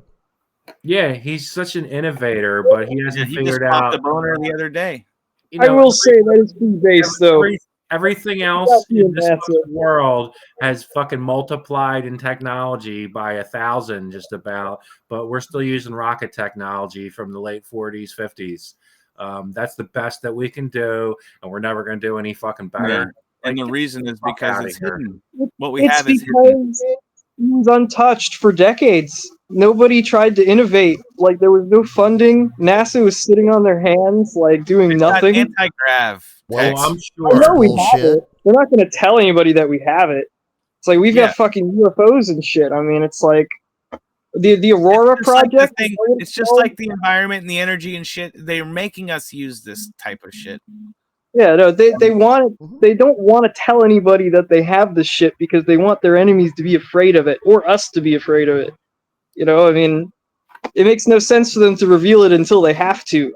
I think that's fucking naive. I think that they all know what the fucking score is, and all these people know, and that's why the world order fucking continues the way it is, because we have weapons that are probably a little more sophisticated than most of the other countries, because this country had the innovation of capitalism, and even though it was stagnated by government security concerns, the other parts of the world that we were fucking clamping down on, because we controlled the whole fake Iron Curtain and, communism throughout the world. The reason that was put in place was because the capitalists didn't want any kind of, they didn't want a challenge to their dominance, because they knew in a system like that it would, eventually eat itself, and innovation would stop when the government controls all mechanisms of fucking labor and food and every fucking thing. It doesn't work. Socialism doesn't work. Nope. That's the short of it. It's whatever you said up to that point, and then socialism doesn't work. I agree. You got me at the last line. I'm 100% behind whatever you just said. It's like socialism is just communism is socialism to a degree. Yeah. It's like, we unfortunately have to live in a socialist country. It's like we have social credit scores. It's like the government pays for shit via our taxes. But it's like, we should be limiting that. That shouldn't be like the norm. I'm getting closer and closer to divorcing myself from that whole system. The libertarian mindset, I guess. It's like small government, it's like we're supposed to be voting for our representatives, but our rights are not something that our government gives to us. Our representatives don't represent us. They're actually active. There was a study done by, I believe it was Harvard, that showed that the American public is represented 0% by the elected members of Congress. Exactly. And corporations in other countries. To be fair, they said like 30% of what the overall populace wanted was actually enacted. It was like 70% was done by the interests of the manufacturer that politicians, but it was like 30% of what the people wanted got done. A very small percentage. Yeah, it's all a show. I mean, I think lobbying is a huge issue in this country. I don't think we can get rid of lobbying. It needs to be like severely limited. Like in dual citizenships, there should be no dual citizenships in Congress at any level, or in government for that matter, unless you're like a foreign dignitary. It just makes no sense. Like you've got the will of another country in your mind. It doesn't make sense in any respect that you could be a dual citizen and be in the government of any country. Like as fucking stupid as statism is, and the whole social construct or the social fucking contract supposedly that they tell you about. The consent to be ruled. Yeah, the contract that governs you that you never got to read, never signed. It's never shown a copy of the actual physical document. It's all make-believe bullshit. Correct. To give some authority to people that don't deserve authority over you. They, in your everyday life, like if you're doing business with somebody, you're going to vet them, and if they fuck you over, you're not going to do business with them anymore. But you're going to let these officials that are so far separated from you that they think that they're royalty and they can't be challenged, and they don't even want to have people yelling at them in the streets. Hunter Biden moment.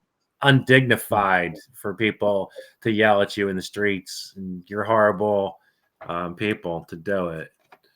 But oh yeah, he didn't do anything wrong, but I'm gonna pardon the last 11 years just in case. It goes fucking way beyond that bullshit. Like they've been letting unfettered immigration to undercut fucking labor in this country. They've allowed H-1B visas to try to undercut tech fucking, which is the lifeblood of the economy through the whole 90s into the 2000s. There's only supposed to be 80,000 H-1B visas every year, and we don't produce any more goods in this country. We don't manufacture. That was the only thing we had going for us in the 90s into the 2000s, but we lost that advantage now. Now we're just fucking stagnated by government, and they will only allow the artificial intelligence that they sanction with their fucking algorithms and rules in place. We can't produce Rob's energy. got a handle on shit. China's producing more emissions than the rest of the fucking world combined or some shit. The rest of the No, not the rest of the world combined, because the U.S. military is number 2. Well, no, I know the U.S. military is crazy. You know what's fucking number one? Not counting military, I guess. You know what's number one? Natural process of the planet. 97% every fucking year. All right. So let's not fucking pretend that it even fucking matters what these idiots fucking do. Exactly.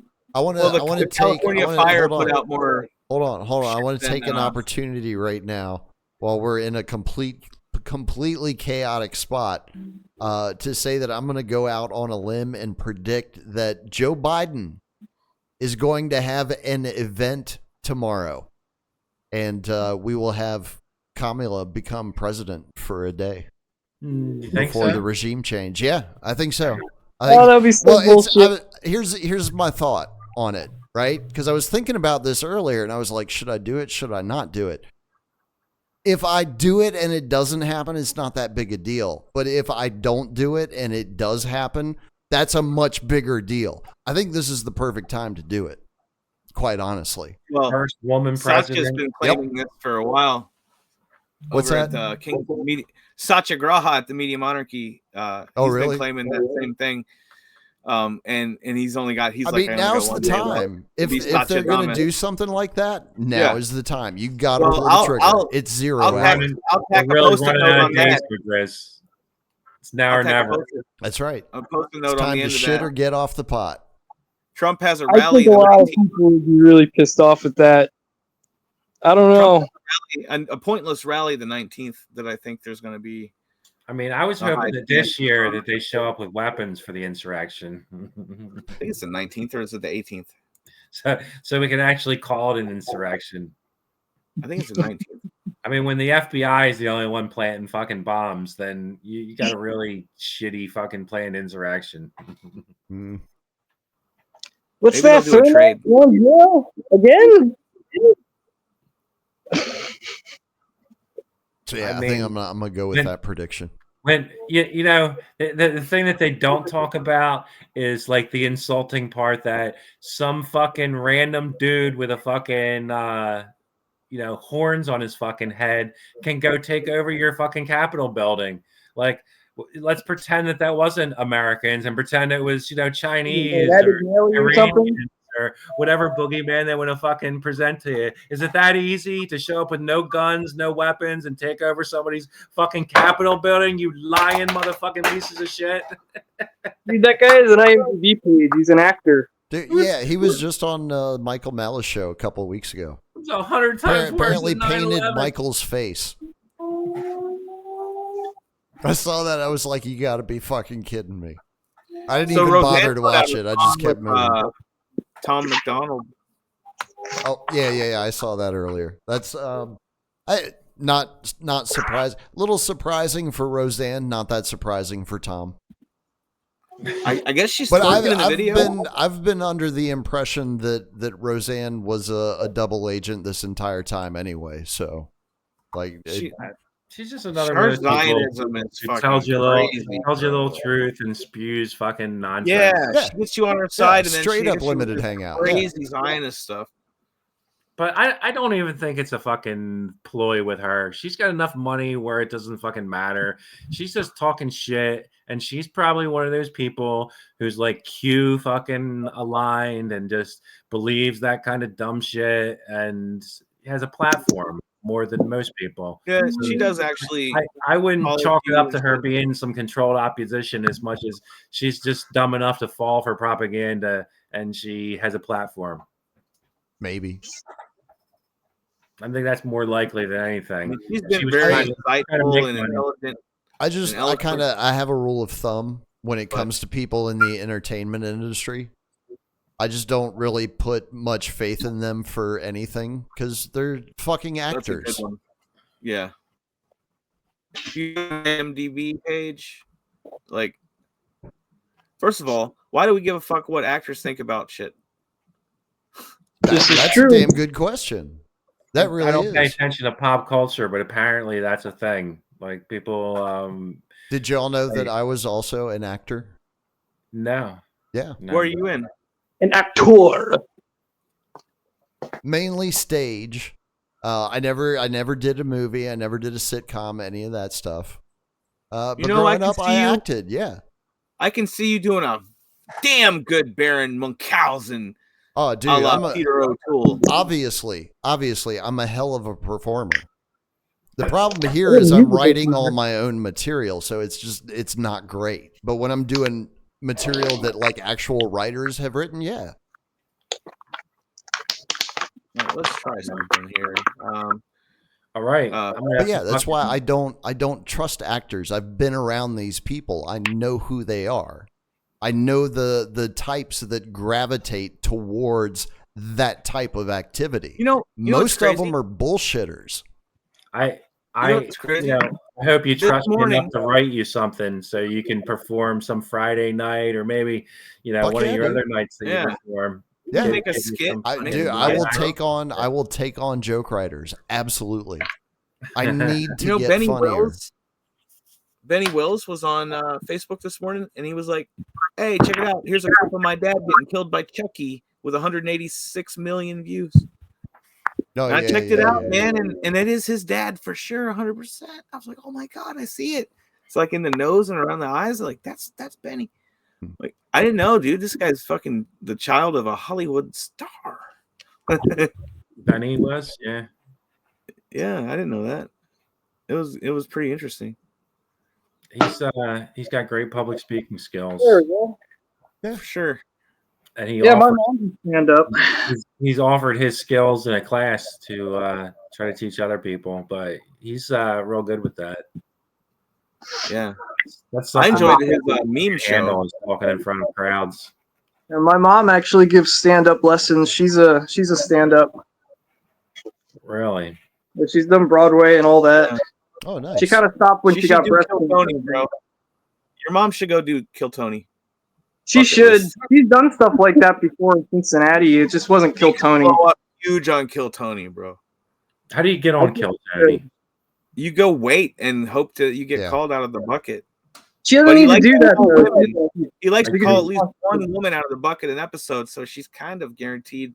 Because if he only gets dudes, he'll go till he gets to the Oh, woman. yeah. I guess Whatever that's true. That may very well be true. I've seen some dudes on there funny, and then other dudes are just like brutal. Like, Yeah. Some people go up there with great jokes, but they're nervous and they deliver them poorly. You know? Yeah, I'm still better when somebody else is doing my writing. And I will say that She's until I helped go to my people, like grave. right before. A lot of it is fun, man.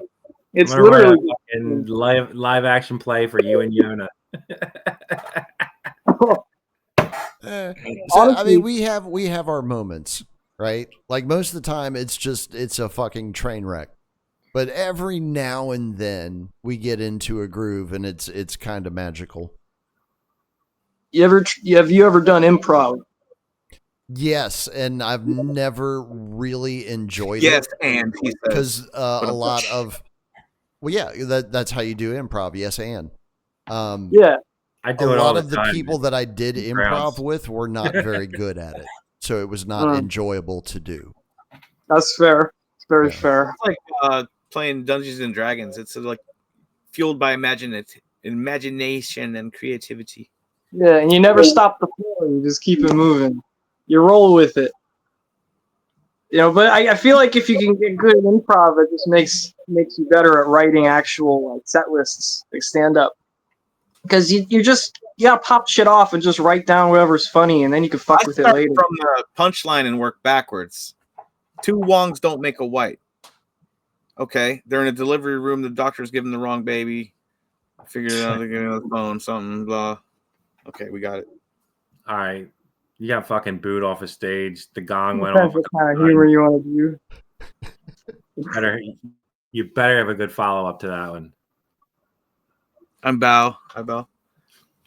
I mean, you think of a joke on the spot, bro. I can't do it. Well, here's a good one, and this will probably be the best way to kind of wrap things up tonight. What is going to be, and I want to know this from each one of you. Self-deprecation. What is going to be your fondest memory of the Joe Biden presidency? I'll go first. Corn Pop was a bad dude. Listen, used to take him outside, wrap a chain around my hand. You know, that's just how it was. And then this was after the kids would go under the water, play with my leg hair.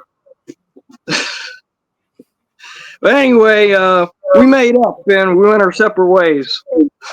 I mean, that was kind of before the presidency, so I'm gonna call you. Got to fucking Oh, call. shit, was it? All right, I never paid that much attention to him. That was Hard to listen to. campaign fucking run. Corn Pop was during the campaign run. Yeah, I am Corn Pop was absolutely during the sure. campaign. I'm going to say it was when Biden was on stage with Macron and his tranny wife, and Dr. Jill was there as well. And right in the middle of, I don't even remember like what the ceremony was that they were together for, Joe started crapping in his pants. Oh, I remember that. Yeah. He was in France. He was in Paris. Yeah. That was awesome. Dude, Never seen anything like that in my life ever before. That was fantastic. I will remember that until the day I die. I mean, my favorite part of the whole thing is that people pretended like that guy was in charge of anything. And like I've told people for at least 20 years that the president is a figurehead and they don't really control anything. So it was just so fucking funny watching people's cognitive dissonance of like, you know, believing that person is in authority, and at the same time watching someone who you know couldn't even run a single shift at the fucking drive-through at McDonald's without, you know, people fucking probably, you know, you see those videos where somebody tries to grab the fucking person and pull them outside the drive-through or shoots at them or something like that. That's what I imagine him running, like a rush hour fucking version of the McDonald's drive-through. And we were pretending, and everybody was pretending that this guy was in charge, and like every executive order that he came up with was something that he came up with, and every policy of giving money to, you know, Ukraine and fucking Israel was all his idea. That's my favorite part, that we're all still fucking pretending like that guy was in charge of anything. Yeah, we're all pretending we don't know where all that ammunition actually went after it got disappeared in Ukraine.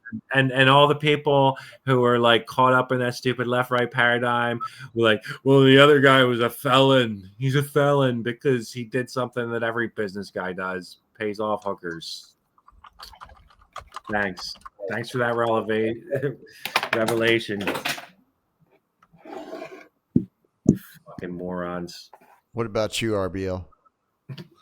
I guess the 159 executive orders, maybe the finding out the laptop and diary were both real, and watching his supporters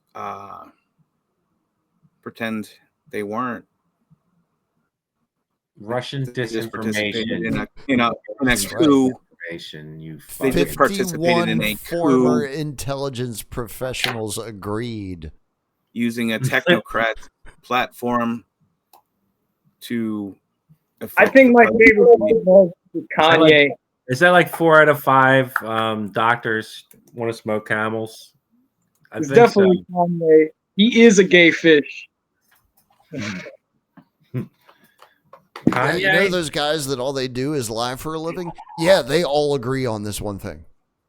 Yeah. But you know, it's cool because they've been doing this for generations, and like Laurel Canyon was before, where all the spooky kids got spooky, and they're still getting spooky all the time. And like Taylor Swift's probably spooky as fuck. You know what I'm saying? How is anybody still buying boyfriend any and her of this little bullshit? Your football boyfriend's little niece 2025? has got a podcast more popular than Joe Rogan, and they're gonna raise awareness of autism, but they're never gonna talk about the shots, and they're gonna probably shit on RFK while he tries to do something, but maybe he won't. Maybe this is a steam release valve, and maybe. Do you think he'll ever get fucking confirmed as the HHS secretary? Yes. Yeah. I think he'll get killed. I think he'll get killed when he tries to do some shit. I think he'll be killed because they like to do like a lot of his ritual sacrifice of this family. Is 100% on the money. Like, it's almost like you want to kill somebody publicly to show you don't stand up against us. You know.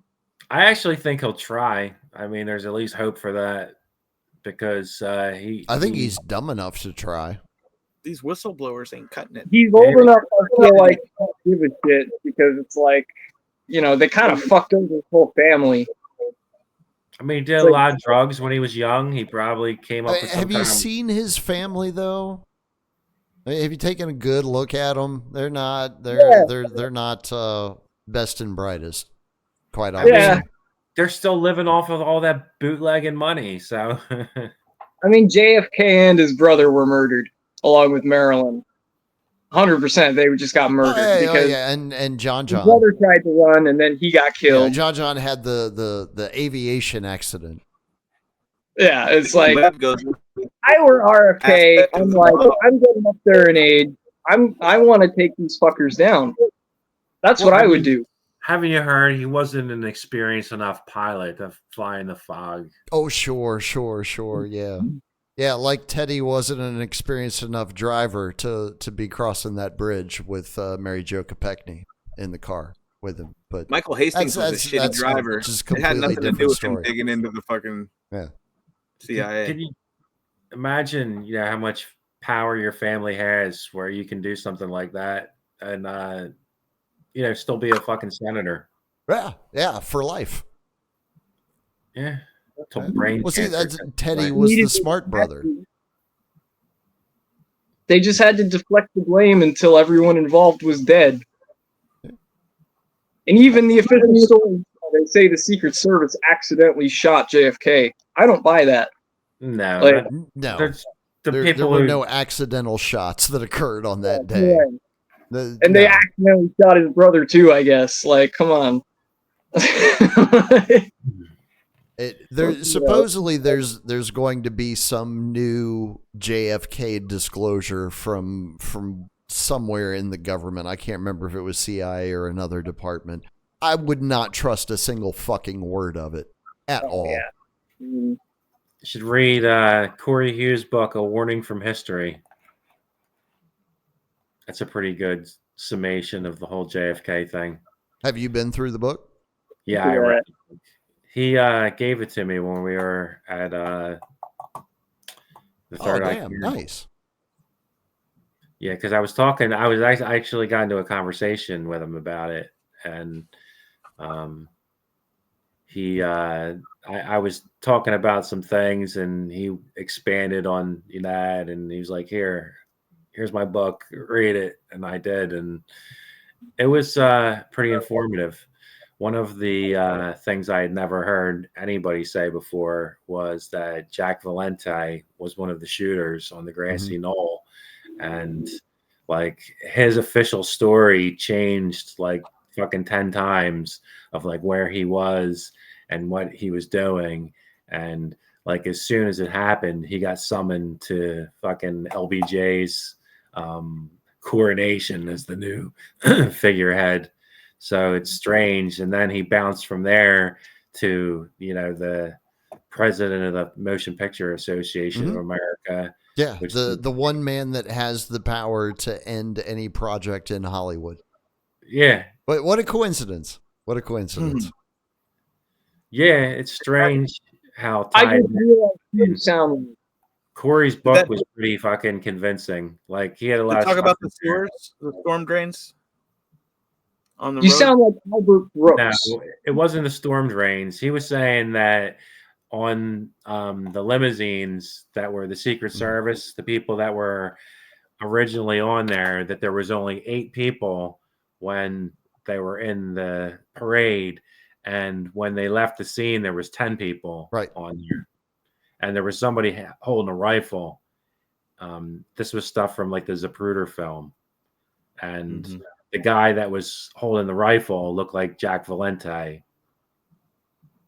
And he had a bunch of different stories. Like he was supposed to be in one of the trailing cars, and they were supposed to rendezvous somewhere, and he told people that he rendezvoused there, but the people there who actually did rendezvous there said he wasn't there. So yeah, actually I interviewed Corey I don't know, 7 months ago, 8 months ago. I think it was like right after the book came out or right as the book was coming out. I don't remember exactly. But yeah, he went over all of that, like all of the Dealey Plaza stuff. He went over all of that, and it was like, damn.